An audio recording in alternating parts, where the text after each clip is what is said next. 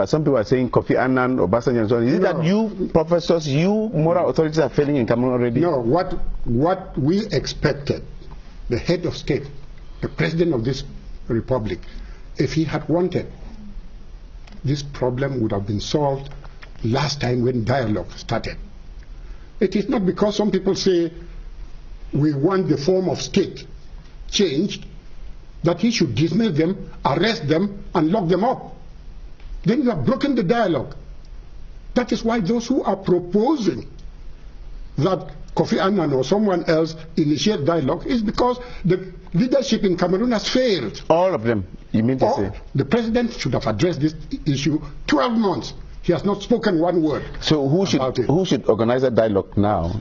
And who are those who participate? If the president is unable, the United Nations should drop in. Professor Ngwa, you are an expert in conflict resolution. You analyze conflict resolution management. What should be done now? What should be the way out of this Anglophone, what has been called the Anglophone crisis? Let me state that for 56 years, there has been no genuine dialogue amongst Cameroonians. Fumban was not a genuine dialogue. It lasted for just 95 minutes. And the dialogue did not continue. If we come to the 90s... But that will not take years. I think before going to Fumban, there were preparatory meetings that were organized to prepare. The two parties had no time to genuinely accept what form of state, what reunification should be.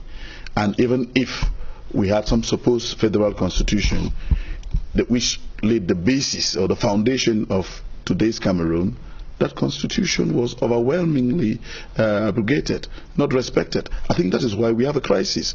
Now what we are saying is that there has been no time that Cameroonians have sat face to face to actually dialogue amongst Cameroonians as equals. Even in the 90s, during the constitutional talks, the fathers of reunification, Foncha, Mona, staged a walkout. So there was no dialogue.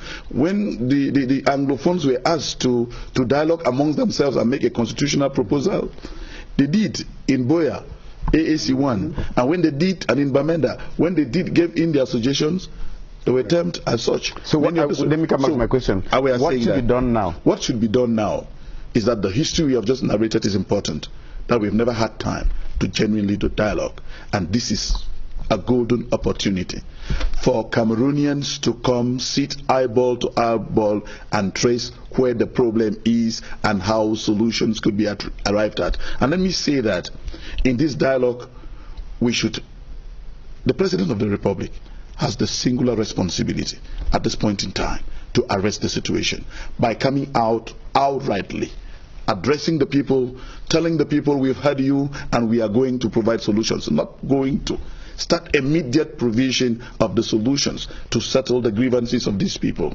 In that dialogue, it should be a roundtable dialogue, not the top-bottom approach that we are used to, not the arrogance that is characterized governance in this country. In this slide, I think calling people to order who are injecting fire, petrol on the burning fire. In this dialogue, it is not, people have been able to talk about a national dialogue. No, I think I have reservation for what is called national dialogue.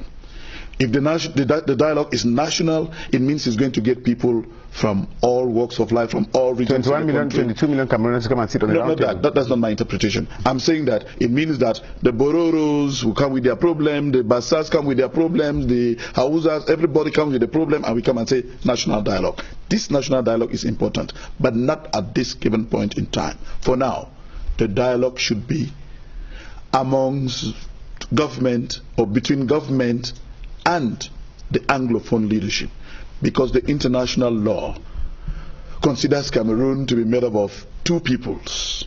So the dialogue should be between these two peoples, that is the Anglophones and the leaders of the English-speaking zone. Yes. Let's get this point. You've been observing too that in this struggle, many people don't even recognize the leadership of these English-speaking zones. They have asked MPs to resign and go back home. If we still have that way of thinking, do you think that dialogue you're talking of, calling everybody to come and sit on the table, or the leaders would really work? Who will be that leader?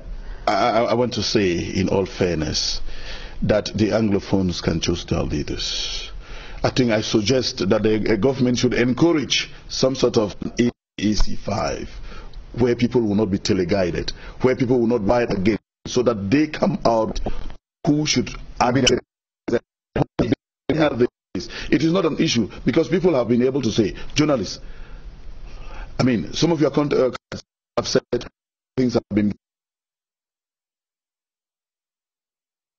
the players have been solved. No, we are not them.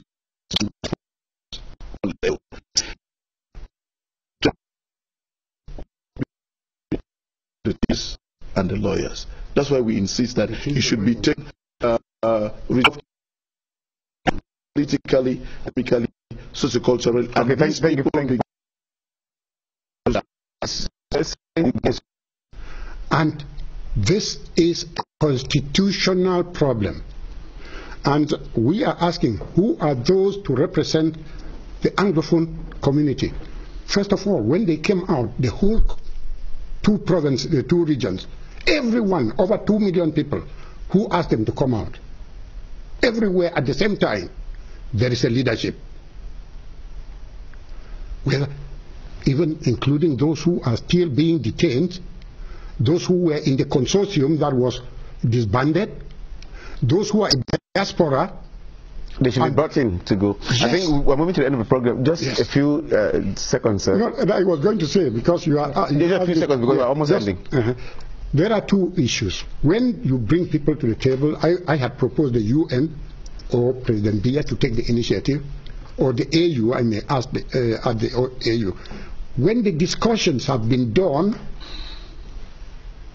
Anglophones of the Northwest and Southwest region should vote in a referendum as they voted in the plebiscite. Okay, thank you, Colin. Seconds to conclude, please. Yes, I think the first thing is that, which is very important, the President of the Republic overtly acknowledged that there's a problem. Every Cameroonian should know that there's a problem and start providing solutions too. I think that one of the immediate things should be that all the police brutality, the harassment should be stopped with immediate effect. The President should talk to the people, acknowledge the problem, and start providing solutions. And of course, dialogue should be concrete. The outcome of this dialogue should be inclusive. They should be decent to the both parties who are engaged in the dialogue. Because if there is no consultation, if there is no decency in the outcome of the dialogue, there can be no sustainability. So we think that frank dialogue should be engaged now. And the President of the Republic, I insist, acknowledged the problem. He started giving some elements of a solution. And I have often said that the current crisis in Cameroon is of human creation. Cameroonians created the problem because of the non-respect of the Constitution. And we have often said that there is no problem created by human beings which cannot be resolved if they want to resolve the problem. So we need political will to resolve this crisis. 40 seconds, Jabati Joseph.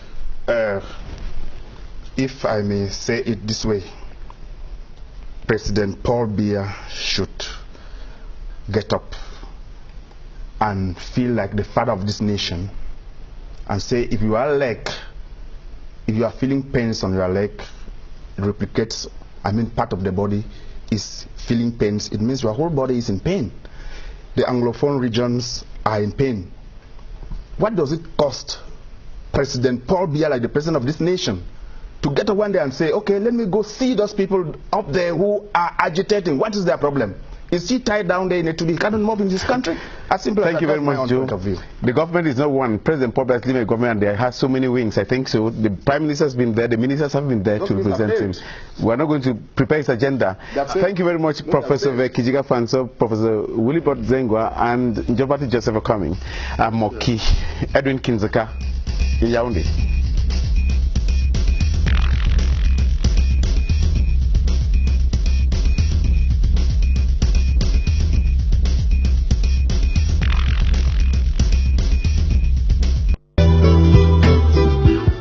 Les faits majeurs de la semaine, revisités par des journalistes de foi, des positions éditoriales passées au crible, des experts de haut vol qui vous éclairent, qui nous éclairent de leur science, c'est tous les dimanches après le téléjournal en langue française.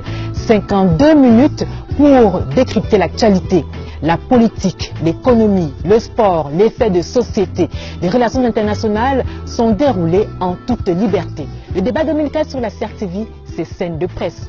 Soyez des nôtres.